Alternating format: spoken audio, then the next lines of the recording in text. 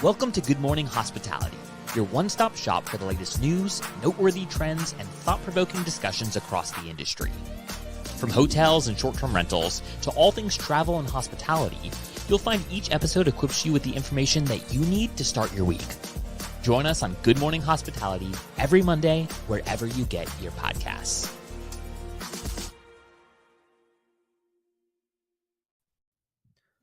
Good morning.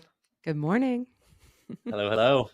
Brandy. Happy Friday. Another week, another location. Yes, So, I am back in Miami for now. There you go. Yeah. For how long? Like a day? Yeah. Well, I leave for London in a couple days. So, yeah. Good night. We can't keep up with you, Brandy.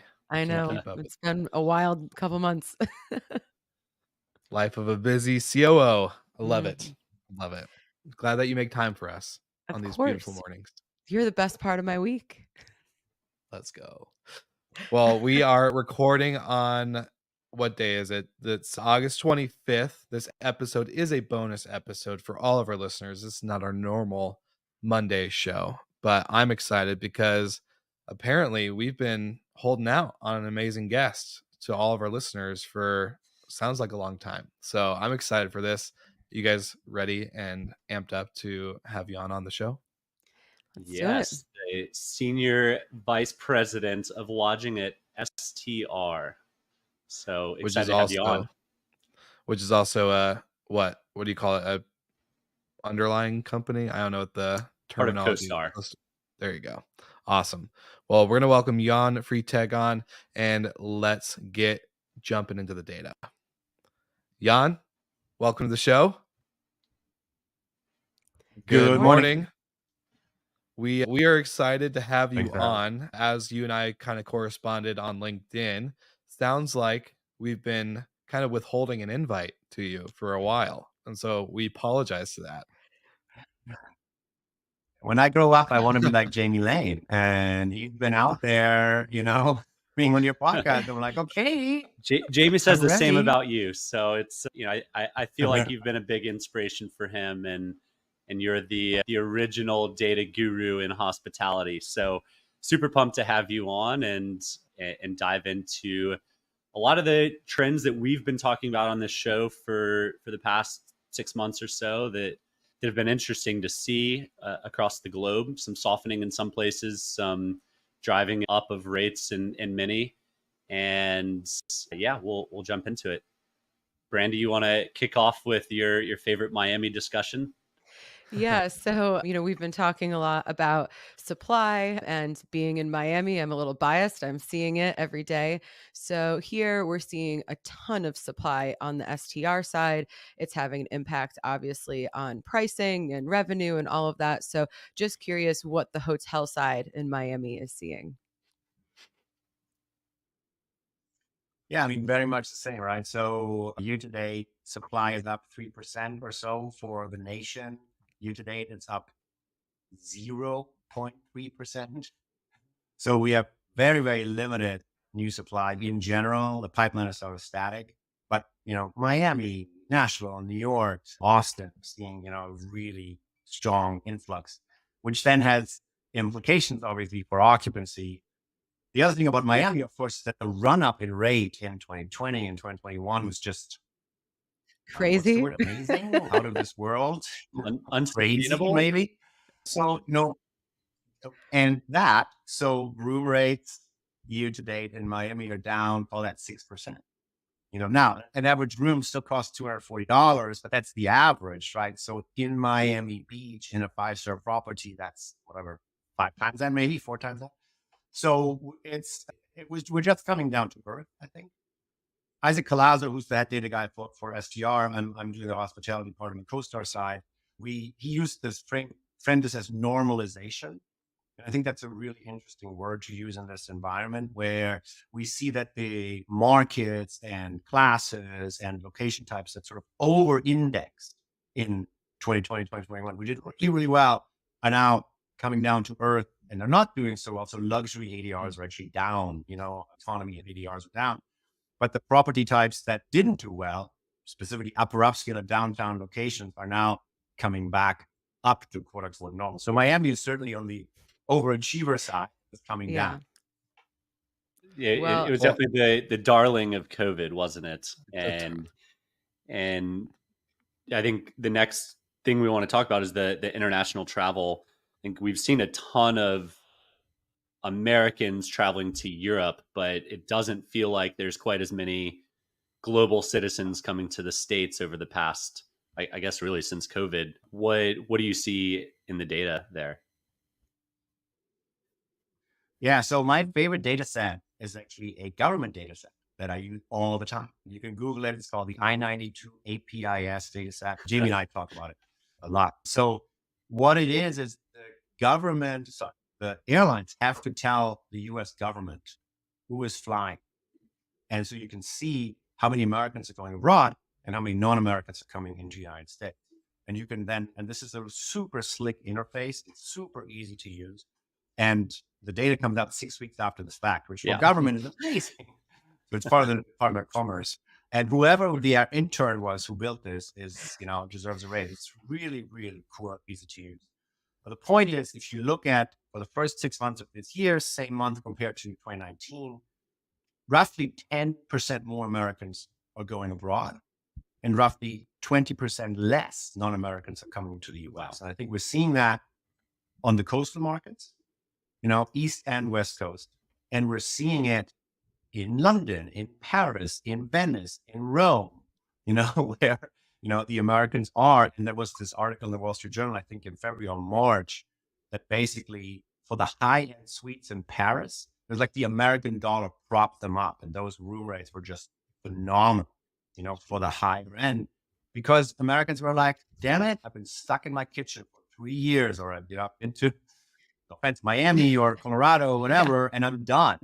I don't want to go abroad, and so that's where they spend their money. Now, is that sustainable? Question mark. Are we going to see that next year? I'm not so sure, but for this summer, absolutely, you could speak English in any major metropolitan area in Europe, and you'll be fine because you're just talking to other Americans. In years past, it seems like trends last more than a year or a season. But since COVID, since 2020, I guess, every year has seemingly been extremely different. The trends, the cycles. Why do you think that is? Is traveler behavior now that sporadic that like new shiny object over here, let's go to Europe. New shiny object, never been to Miami, going here. I think what we've seen is not normal. I think the travel behavior in 2020, 21 was not normal, and 22, 23 is not normal.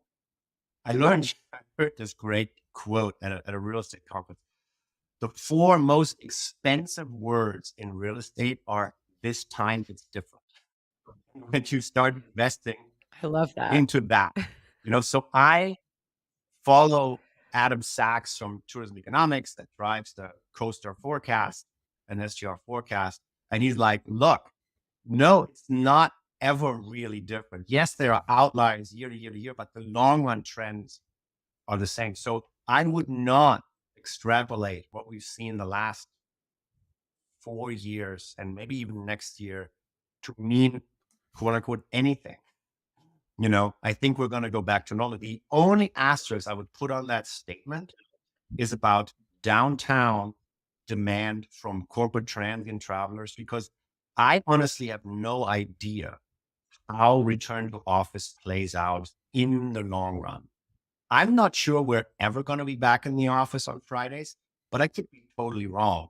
But there's very clearly a trend to being in the office, not 5 days. Now, there are some outliers, of course, Blackstone and JP Morgan and some of those, New York City centric law firms and PE firms and banks. But I think in general, overall, we're not in the office all the time anymore. And the implication then is that there's fewer demand for corporate transient nights in downtown urban locations. But I don't know how that normalizes. But going back to your initial statement, I think right now we're still sort of in this rebound post-COVID, and that's going to even out back to quote unquote normal. Yeah, I guess kind of going off of the business travel, there was, I think it was an article in a payments journal, so not something we're seeing all the time, but just saying that the big credit card companies were reporting that their business spend was reaching 2019 levels and even surpassing it. And so I find it interesting to see like the return to office, I think is definitely really interesting. Who knows what's going to happen there. But then the in-person business meetings, do you have kind of a sense of if that travel is actually, coming back to what the credit card companies are saying, and you're just having those meetings and you're not necessarily going into the office as like a regular worker?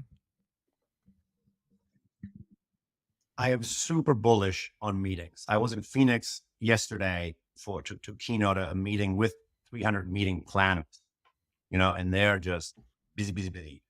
And the point is, and the way I thread this needle in my little head is to say, because we are not in the office, but we still have to build culture, but we don't have a water cooler around which to build culture. We have to force this water cooler, and we do it by getting everybody to Orlando on a Wednesday night, nice team dinner, Thursday morning training, Thursday afternoon team building, everybody leaves. And that was a meeting that didn't happen in 2017, 18, 19, because we were in the office all the time and we had a water cooler. So I think small meetings and especially short-term booked meetings are really here. And it seems like that they're here to stay. I'm hearing this is. Oh, no, I was just agreeing. That makes a lot of sense. I'm hearing like stuff that we've never heard before, like in the month, for the month, 50 peak. People just like show up and they're like, hey, in 2 weeks, can we get, your, junior ballroom because we have this thing, it's like, wow, in the quarter, for the quarter, super short lead times. What that means, of course, then is for the hotel here who is selling that, they're like, well, but now you're bumping into my leisure customer. Now you're bumping into my corporate transient customer. So am I really going to give you a group rate, quote unquote, with a discount? Maybe not, and that then normally pushes the meeting planners to say, oh, actually, then I want the meeting 6 months from now. And hopefully it elongates the booking window. But right now, it's super interesting time because I think there are some group meetings that are making up for the lack of being. And if any of these groups ever want a beautiful castle or manor house to come to, please just let me know. We've got a wonderful collection of completely private hire estates. So, Michael, I thought we said no shameless ads plug. on this episode. Shameless plug. Yeah, shameless plugger. But it's an interesting question, right? So I make this argument all the time. I work for CoStar and I use Concur. And I love your castle, but it's not on Concur. I can't book it, so that's, I know that there are smaller groups who like that experience, but if you're sort of in a large conglomerate setting, I get my brands and that's pretty much it. Definitely. Well, Jan, I'm very curious. This is obviously you listen to the show, you hear us talk about short-term rentals a lot in kind of our every weekly conversation. I want to know from you, outside of event planning and kind of these little topics we kind of talked about now, what can our short-term rental operators and audience learn from the data and the trends that you guys are seeing in the hotel world that maybe aren't as discussed or highlighted in the everyday or weekly conversations through other media outlets that we're normally covering? I mean, I think it's sort of hard for me as a hotel guy to tell you, especially with attendees, like how your business runs. I think this already, right? Multi-generational travel, is here and is here to stay. And those people want to be together, and they need a place to socialize and they need multiple bedrooms, and yes, a hotel can provide that, but I think, a short-term rental entity, a larger house or so can provide that maybe better. I think we continue to see, this whole idea of, we were all cooped up in COVID, so now we want to hang out with our buddies. We all want to get together. I think this idea of smaller group, but not group the way we define group, like corporate group, but just like people getting together, is going to continue to be a thing, and that's going to continue to drive part of your demand. So I'm based in Nashville, Tennessee, and we, of course, see that, all the time. Room rates are healthy, especially on a Friday and Saturday night. And I think that people are looking at both, when is it more economical, to get 3 rooms or maybe 3 connected rooms versus getting a short-term rental. Well, I listened to your recent episode talking about stubbing your toe on Tell Me More, your guys' podcasts. So I'll give you a little shout out on your podcast there. But I heard you guys may have seen a bachelorette party on a fire truck. Is that true? At the Hotel Data Conference? Oh, yeah. No, this is transportainment in Nashville. It's capital T. I mean, we have it all. So we have pickup trucks, we have military trucks, we have fire trucks, we have tractors pulling, hay wagons. We have this thing, a limo that has a hot tub. I've seen that in the back, and people are at hot tub. It just got so crazy. So if it has 4 wheels, and of course, then paddle tub. Say, don't forget the paddle tub. Which is basically a bike with 12 to 18 seats and a keg in the middle, and a DJ. And it sounds like an awesome idea, I think, for the first 600 I can yards. attest. And then you're like, look, it's Nashville. It's 108 degrees. Whose idea was that? Yeah, the pool on wheels sounds more favorable for summertime for sure. Going back to the group travel piece, and travelers are going to select whether a lock-off room is better or a short-term rental. We've talked on this show about the pipeline of extended stay properties in hotels, and I think we touched on this a little bit pre-chat, but 44% of the major flags pipeline is extended stay properties. What does that tell you in the data? And is that them basically coming right at the short-term rental operators in city centers? So a couple of things are true, right? Number one, in 2020, extended stay hotels outperformed. Everything fell off the cliff. But on the low point, I think the average occupancy for extended stay properties, in the core of the pandemic, summer of 2020, was still 50%. And it came right back up. And we're now looking at, mid to high 60s or mid 70s for the upper end of the extended stay. So they are, if not recession proof, at least recession resistant. Because there's always somebody who needs a longer term accommodation, because of life changes, people change jobs, so they have to move because of a variety of reasons, whatever, and that's the extended stay piece was right in the sweet spot of that. And then you get, in addition to that, all the federal money, that is being put into these bills for infrastructure, and then infrastructure is being built. Those construction crews normally also go to the place and stay in longer term stays, the stay accommodations. So the owner community then is saying, hey, there's there, I want in. And then the brands follow the owners and say, well, if you build it, I'll put my brand on it and take my whatever 6-7-5%, whatever the franchise fee is, So the owner community drives this and says, this is a good idea. So then the brands are saying, okay, we want to be part of it. And you have the loyalty program and all that jazz. I have heard amazing stories, anecdotally, amazing stories. If you have a hotel that really has long-term stay, 90 days, 180-day stays, that your labor cost ratio is relatively manageable and your NOI or GOP is very, very healthy.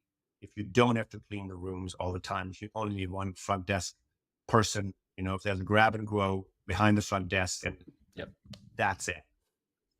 So I've heard that they're super duper efficient and therefore super profitable. If your stay is long enough. If you just churn rooms every night, then it's just a hotel and the whole model breaks down. But if you don't, then suddenly your GOP NOI margins are very. They're figuring out why we run our buildings the way we run them. You have one person at the front desk. It's a check yourself in. I think that, when we saw the Apartments by Marriott launch, that gave me pause because, our selling point is having the apartment. But if we could lose those if you have a loyalty program like Marriott, which is just so robust, and I'm anxious to see how that kind of plays out in the future. Obviously, there's a huge lead time between, planning and building and, coming online. So we have some time, but I'm curious to see.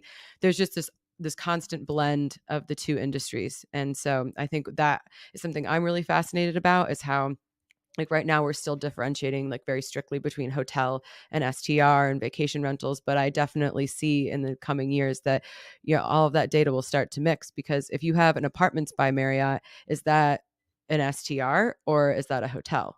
And so I'm curious to see how you'll be analyzing that data in a couple of years. Not your company STR, but short-term rental.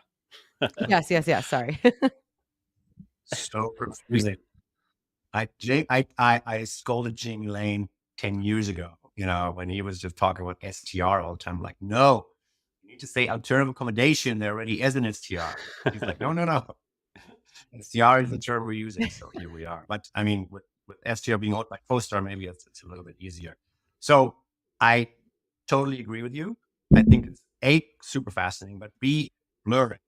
And C, if you look to APAC, right, you already have the corporate housing, service apartment concept. It's very much something that we benchmark, in APAC specifically. And they use other service departments in their competitive set. So it doesn't really sort of dilute the comp set per se. But I totally agree with you. If Marriott said, look, it's apartments, and, I know of an example right now being built next to a hotel. So the hotel owner has a hotel, Marriott branded, and they're putting apartments next to it, Marriott branded. Going back to my earlier point, well, if that shows up on Concur, then I can book it. And I, fair disclosure, I have my Bonvoy credit card, so I'm like, okay, given the choice, I'll take my points, and so I think that's going to be super interesting for you to figure out how you tackle that. Because of course there are, loyalists, and then there are just people who need the location and who don't really care. But I think having an 800-pound gorilla in that space on the apartment side with that loyalty program is really going to be interesting to watch. With that 800-pound gorilla, and then Amex just came out with their vacation homes piece. Have you seen that? What's your take on it? I have not. Is that like just maybe 3 or 4 bedroom homes? Yeah, it's similar to Marriott Homes and Villas platform, but through the Amex still in platform. beta. Yep. Still in beta though. Yeah, I mean, I think on that side, I think that has always been, it always existed, and like it just Airbnb made it just a little bit more efficient when they came out. You didn't have to call some owner in the Keys. You could just go to a website. I think so. There, I think the Virgos and Airbnb was helpful. To sort of make the marketplace a little bit more transparent. But those larger homes have always existed. I think that's a very specific use case. And from a hotel perspective, it's like, yep, good for you. Like that's not a customer that we had necessarily, anyways. Any data points that are concerning to you? Any red flashing lights that say proceed with caution? I mean, fair disclosure, right? So the CoStar house call is for a recession, right? We used to be absolutely mainstream with that call in January at the Alice conference.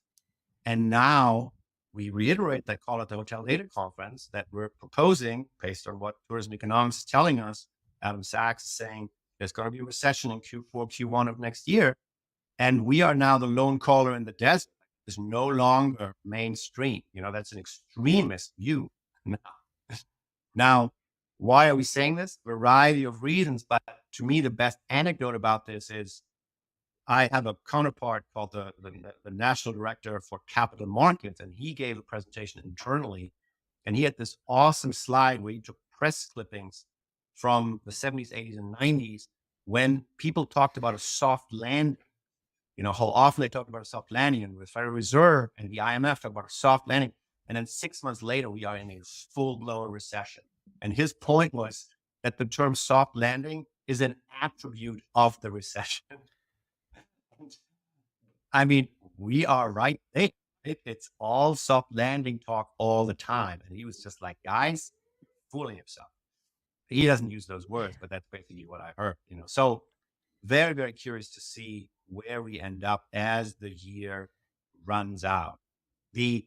What's noteworthy in that scenario is that CoStar still suggests RevPAR growth in a recession, which we've never seen 30 years of data. We've always seen if the U.S.